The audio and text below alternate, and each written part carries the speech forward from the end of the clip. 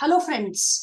India की growth story के साथ कैसे आप अपने पोर्टफोलियो के रिटर्न्स को मैच कर सकते हैं, मैग्नीफाई कर सकते हैं, आउट परफॉर्म कर सकते हैं, इसी पर्पज से दोस्तों मैंने ये वीडियो बनाया है। अभी रिसेंटली मॉर्गन स्टैनली ने एक कमाल की रिपोर्ट पब्लिश की है जो इंडिया के मीडियम से लंबे समय तक रहने वाले निवेशकों के लिए बहुत इंपॉर्टेंट है। उसी से रिलेटेड मैं कुछ फैक्ट्स आपके साथ लेके आऊंगी और हम लोग इस वीडियो में कुछ strategies for medium to long term के लिए डेवलप करेंगे। दरअसल दोस्तों ये रिपोर्ट आने वाले 5 से 10 साल को नजर में रख के बनाई गई है। तो चलिए दोस्तों हम समझते हैं कि इस समय किस तरीके का सिचुएशन बन रहा है निवेशकों के लिए। पहली चीज, देश को कौन चलाता है? आरबीआई यानी बैंकिंग सिस्टम। तो आरबीआई किस तरीके से हमारी इकोनॉमी को इस समय रीड कर रहा है? करीब करीब इंटरेस्ट रेट का जो सिनेरियो है इस समय काफी स्टेबल है और लगता नहीं है कि आने वाले समय में इंटरेस्ट रेट्स कम किए जाएंगे या बहुत ज्यादा वो बढ़ाए जाएंगे। ऑल्दो जो हमारे इन्फ्लेशन के नंबर्स हैं आरबीआई के टारगेट से थोड़ा ऊपर है, उसको भी आरबीआई समय रहते कम कर लेगा। तो अगर आपका ग्रोथ नंबर्स ठीक है, आपका इन्फ्लेशन नंबर्स ठीक है, तो कोई रीजन नहीं बनता कि आप रनिंग इंटरेस्ट रेट्स के अंदर कोई चेंजेस करें। तो मोर और लेस अगर स्टेबल इंटरेस्ट रेट एनवायरनमेंट होता है तो वो मार्केट के लिए काफी हेल्दी होता है। तो एक बात तो दोस्तों यहाँ पर रही, तो इस तरीके के एनवायरनमेंट में आप एक्सपेक्ट कर सकते हैं, आपकी एक्सपेक्टेशन ऑफ रिटर्न्स क्या हो सकती है आने वाले 10 सालों के लिए। तो दोस्तों इसका क्या फायदा होने जा रहा है हमको? हमें एज अ निवेशक क्या करना चाहिए? हमको इन्वेस्टेड रहना चाहिए इंडेक्स में, या अगर हम स्टॉक्स में इन्वेस्टेड होते हैं तो फिर और भी लॉन्गर टर्म में हम बेहतर रिटर्न की एक्सपेक्टेशन कर सकते हैं। और अगर इसी तरह से सब चीजें चलती रही तो कंपाउंडेड एनुअल 12 से 15% का अगर आप कंपाउंडिंग के हिसाब से चलें तो 10 साल में आप इस तरीके का ग्रोथ का सिनेरियो अपने रिटर्न्स में, अगर आप शेयर बाजार में निवेशित रहते हैं तो ये इस तरीके के एक्सपेक्टेशंस आप रख सकते हैं। तो दोस्तों दूसरी चीज जिसका आपको ध्यान रखना चाहिए वो इंडिया की कंजम्पशन स्टोरी। अब हमें ये देखना पड़ेगा कि अगर ये पिरामिड जो आपके लेफ्ट हैंड साइड में आप देख रहे हैं, ये मैंने पिरामिड बनाया है जिसमें आप देख सकते हैं कि ऊपर वाले स्तर पर करीब करीब इस समय कितने हाउस होल्ड्स हैं? वो है करीब 50 लाख हाउस होल्ड्स टॉप पे हैं और करीब करीब 10 crore house holds bottom of the pyramid में है। इसीलिए कहते हैं कि इंडिया की ग्रोथ स्टोरी में आज की डेट में भी जो डिस्पैरिटी ऑफ इनकम है वो एग्जिस्ट करता है, यानी rich are getting richer and poor are getting poorer as can be seen from this pyramid. यानी ऊपर कितने हैं 50 लाख लोग और नीचे कितने हैं 10 करोड़ लोग।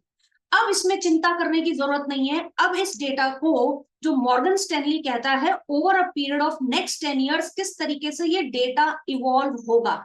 अब आने वाले समय में जिस तरीके की इस सरकार की पॉलिसीज हैं गरीबी को कम करने की और बॉटम ऑफ द पिरामिड को लिफ्ट करके बीच वाले लेवल पर लाने की, यानी अगर आप सोचिए 10 करोड़ लोग जो गरीब हैं इस समय, अगर वो मिडिल इनकम ग्रुप में यानी सेकंड लेवल पे आ जाएंगे, शिफ्ट हो जाएं, राइट, और तो इनकी वजह से क्या होने जा रहा है, किस तरीके के सेक्टर्स में इनका खर्चा होगा, कहाँ ये कंज्यूम करेंगे। इंडिया की कंजम्पशन स्टोरी 10 करोड़ लोग एक बहुत बड़ा मास है जो सेकंड लेवल पर आएगा।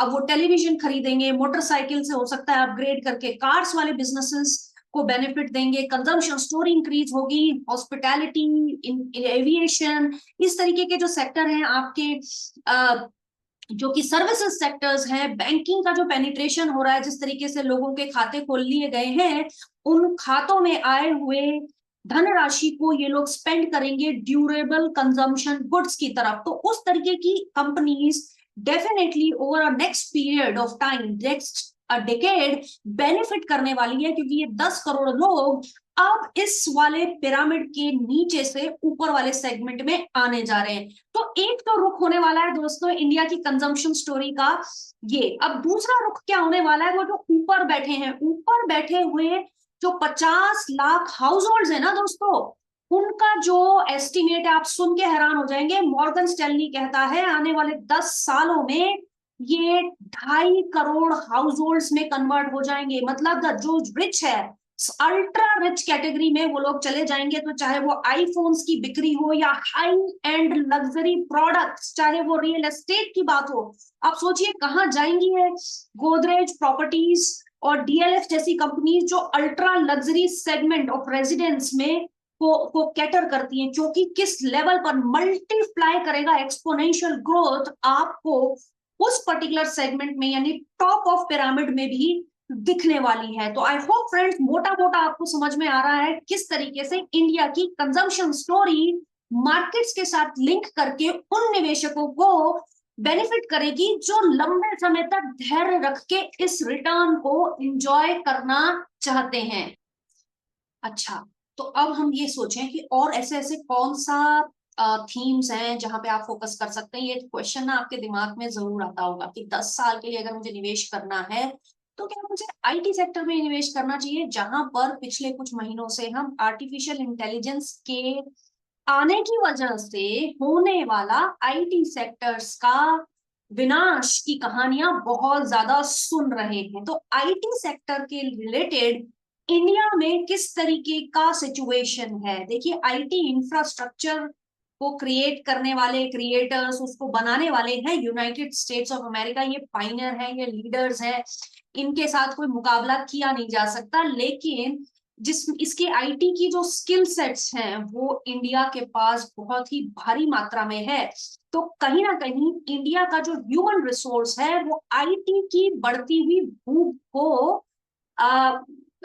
फुलफिल करने के लिए आने वाले समय में बहुत तेजी से बढ़ेगा। अभी नियर टर्म में आर्टिफिशियल इंटेलिजेंस एआई की वजह से आईटी सेक्टर नष्ट होता हुआ दिख नहीं रहा है। कम से कम 4-5 साल तक तो ऐसे कोई भी डिसरप्टिव एनवायरमेंट को हम नहीं देख पा रहे हैं जिसके बारे में अटकलें लगाई जा रही थी, बहुत ज्यादा स्पेकुलेशन किया जा रहा था। लेकिन इंडस्ट्रीज को विनाश करने के लिए, इंडस्ट्रीज को खत्म करने के लिए ग्राउंड पे होता हुआ भी कुछ ना कुछ दिखना चाहिए।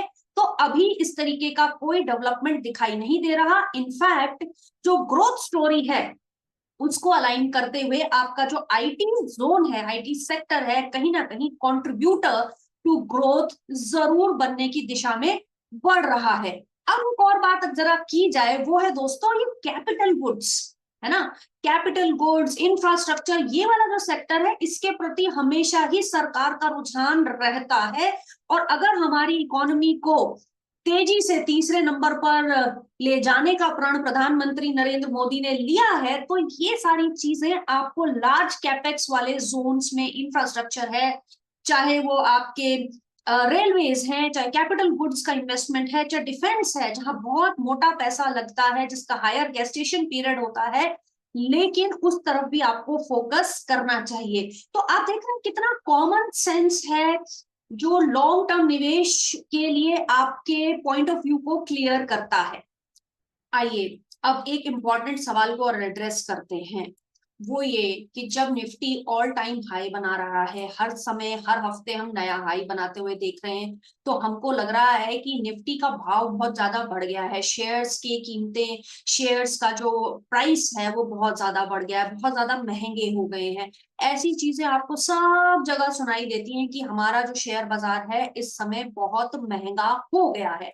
तो अब मुझे बताइए, बेशक ऑल टाइम हाई पे है कोई भी चीज, यहाँ पे हम सिर्फ प्राइस की बात ना करें, यहाँ पे हम वैल्यूएशंस के साथ अगर उसको कंपेयर करके देखेंगे तो नतीजा ये निकलता है दोस्तों कि 2019 18-19 के कंपैरिजन में आज के टाइम में, यानी लास्ट 5 इयर्स का अगर आप कंपैरिजन करें तो आप पाएंगे कि जो वैल्यूएशंस हैं मोर और लेस सेम है, डिस्पाइट द फैक्ट कि आज हमारे शेयर्स ऑल टाइम हाई पे चल रहे हैं। इसका कारण ये है दोस्तों कि कंपनीज की जो अर्निंग्स हैं वो भी उसी दर से बढ़ रही हैं, यानी हमारा मार्केट महंगा नहीं है। यानी कि अगर हम डेटा निकाल के देखें तो साल दर साल पिछले 5 साल में निफ्टी ने 15% की ग्रोथ रेट दिखाई है। और ऑन एन एवरेज अगर अर्निंग्स ली जाए इन टॉप 50 कंपनीज की तो वो भी मोर और लेस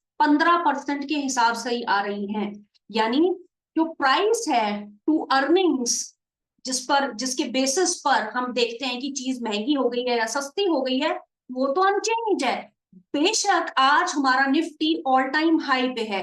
तो इसका मतलब ये है दोस्तों, जब चीजों को समझें या तो पूरा समझें, और फिर आता है आपका कॉन्फिडेंस। सुनी सुनाई बातों पर अगर आप जाएंगे तो आप घबरा जाएंगे और कहेंगे कि बाजार बहुत ज्यादा चल चुका है। यही दोस्तों, अगर ये ऐसा होता कि निफ्टी का जो रेट ऑफ रिटर्न है, निफ्टी जिस तेजी से बढ़ रहा है वो तो है 30%, लेकिन companies over 5 years time period बढ़ी है 15%, तब आप कहते हैं कि कहीं ना कहीं बबल बनने का अंदेशा आपको मिल रहा है, जो आज के दौर में तो बिल्कुल भी नहीं है। तो आपको बात समझ में आ रही है फ्रेंड्स? एक और चीज है जो ध्यान रखिए, कि अगर हम कहते हैं कि इंडिया 12 से 15% के हिसाब से ग्रो करेगा, स्टॉक मार्केट ग्रो करेगा, जैसे कि अभी हमने इंडिया की कंजम्पशन स्टोरी में देखा कि जो बॉटम ऑफ पिरामिड वाले लोग हैं वो सेकंड लेवल पर आ जाएंगे, ठीक है। इसी तरीके से शेयर बाजार में भी फ्रेंड्स, जो स्मॉल और मिड कैप कंपनियां शानदार परफॉर्मेंस कर रही हैं, यही आने वाले 10 सालों में लार्ज कैप बनेंगी। तो पैसा कहाँ बनता है? पैसा वहां बनता है लॉन्ग टर्म में फ्रेंड्स, जहां आप ग्रोथ ज्यादा देखते हैं as compare to stock market. Stock market से ज्यादा तेजी से बढ़ना मिड कैप और स्मॉल कैप कंपनीज के अंदर ही है, क्योंकि जब भी मार्केट में एक तेजी आती है तो ये जो स्मॉल फिशेज हैं ये बेनिफिट करती हैं, ये सबसे ज्यादा उछलती हैं, ये सबसे ज्यादा तेजी से ऊपर की तरफ आती हैं। तो आप आखिरी चीज जो इस वीडियो में अपने जहन में रखिए कि स्मॉल और मिड कैप में बढ़िया बेहतरीन कंपनी जिनका मार्केट शेयर देखिए, share price is a reflection of how you perform in a business. So small company अगर काम ही नहीं कर रही है, स्मॉल कंपनी कोशिश ही नहीं कर रही है मिड कैप बनने की, इस तरीके का बिजनेस ही नहीं कर रही है, और वो दिख रहा है उनका सेल्स नंबर में, सेल्स उनकी बढ़ ही नहीं रही है, मार्केट शेयर उनका बढ़ ही नहीं रहा है, तो हमें उन कंपनीज से दूर रहना है। लेकिन आप बड़े आसानी से उन कंपनीज को, उन पॉकेट्स को आइडेंटिफाई कर सकते हैं जो बढ़ते हुए शेयर बाजार के हिसाब से, बढ़ती हुई थीम्स के हिसाब से अपना मार्केट शेयर भी बढ़ा रही हैं साल दर साल, क्वार्टर ऑन क्वार्टर। तो अगर इस तरीके से आप अपना अप्रोच रखेंगे लंबे समय के लिए, तो ऐसा हो ही नहीं सकता दोस्तों कि इंडिया की ग्रोथ स्टोरी का बेनिफिट आपके पोर्टफोलियो में रिफ्लेक्ट ना हो। अगर ये वीडियो आपको समझ में आया है, काम का लगा है, यूजफुल लगा है, निवेशकों के हित का लगा है, तो जरूर इस वीडियो को शेयर कीजिएगा मैक्सिमम लोगों के साथ, और प्रॉफिट पॉइंट के साथ बने रहिए।